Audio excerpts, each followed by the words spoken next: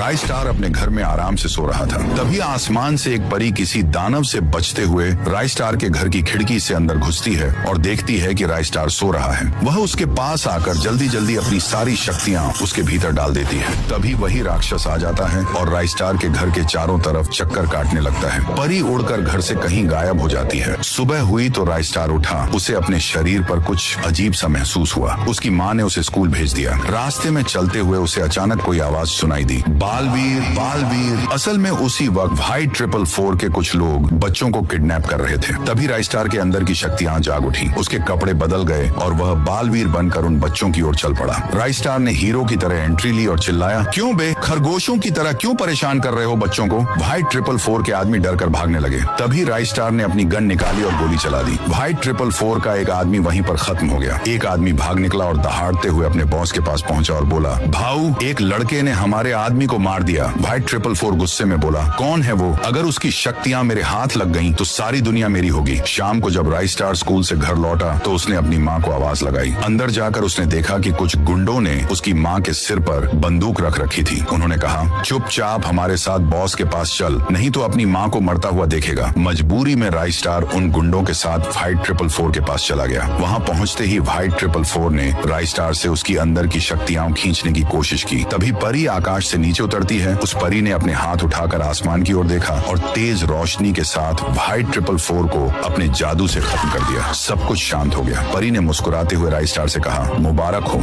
अब ये शक्तियां हमेशा तुम्हारे पास रहेंगी। तुमने अपनी शक्तियों का सही उपयोग किया है।